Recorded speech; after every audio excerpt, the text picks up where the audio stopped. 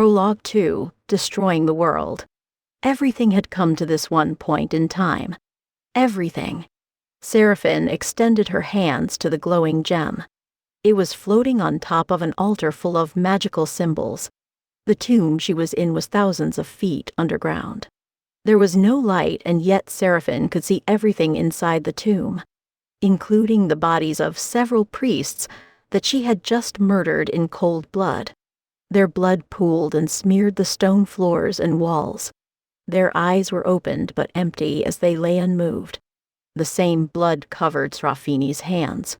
She even had blood splatters on her face and neck. Her fingers tingled in anticipation. The last sacred gem, the gem of existence. Her throat bobbed at the sight of the glowing yellow gem. This was the reason she was made, the reason she existed. Some believe the world was created by a holy being, a being they worshipped and feared. Some believe the world just existed as it was through sheer coincidence.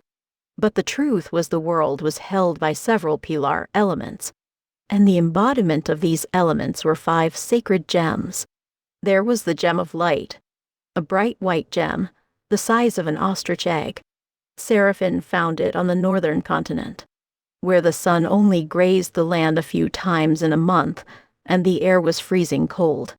She destroyed the frozen gem by throwing it into an ice stone. There was the gem of nature, a green gem the size of an apple. It was also called the green apple.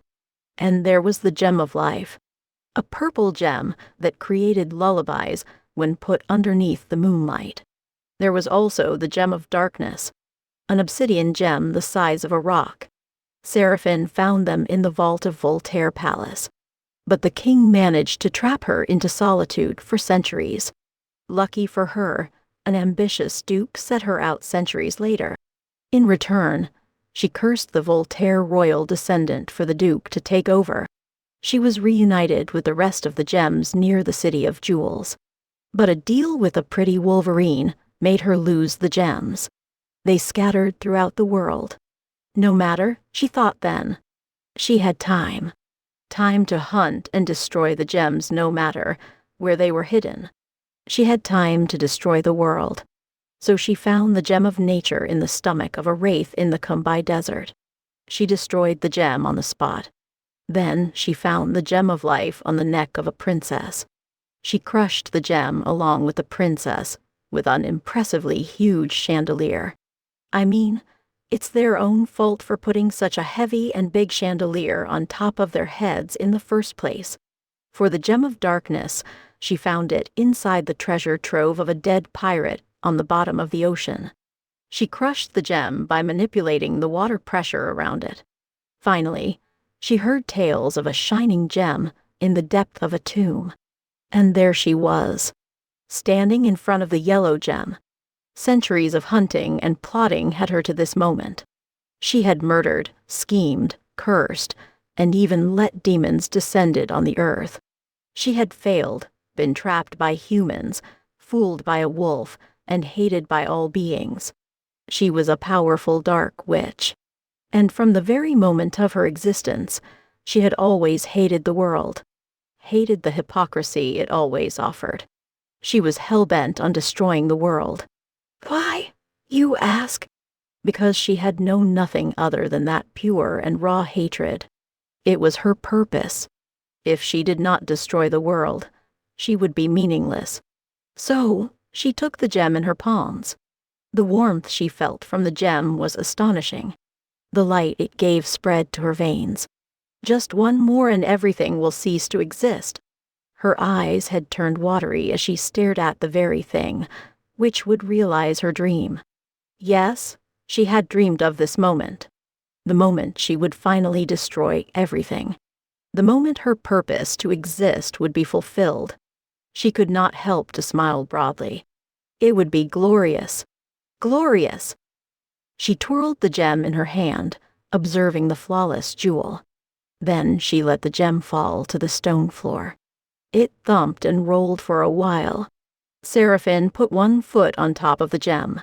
She breathed the air. The refreshing and sweet air just 1 second, before the world. would be destroyed. Then she stepped the gem, putting all of her weight on one foot. In an instant, the gem shone like never before. Light exploded from the gem and filled the whole room. It even blinded Seraphine. The light went on and on to no end. Seraphine had to cover her eyes, since the light started to burn her eyes. She closed her eyes tightly. Then she felt as though the floor had become non-existent. She heard nothing and could feel nothing around her. She laughed victoriously inside.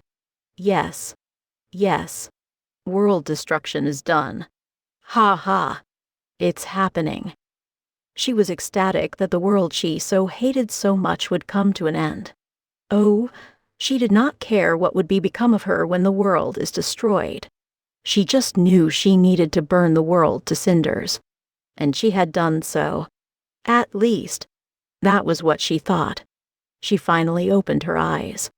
Her eyes still needed to adjust to the light, but it was far more acceptable than the blinding light before. When her eyes had settled, she saw a girl in front of her. She blinked. What? Seraphine furrowed her brows, and she saw that the girl in front of her did the same. She blinked again. Then she realized that she was standing in front of a mirror, an old vintage mirror painted in white. As the Dark Witch, she was used to wearing dark clothes, but the girl reflected in the mirror was wearing a white flowing dress. The sleeves were decorated with golden vine patterns, and the neckline was an open shoulder. The bodice was also decorated with the same vine patterns, and the skirt looked like it was made by millions of tule. Her jaw dropped. Hell, it was a wedding dress.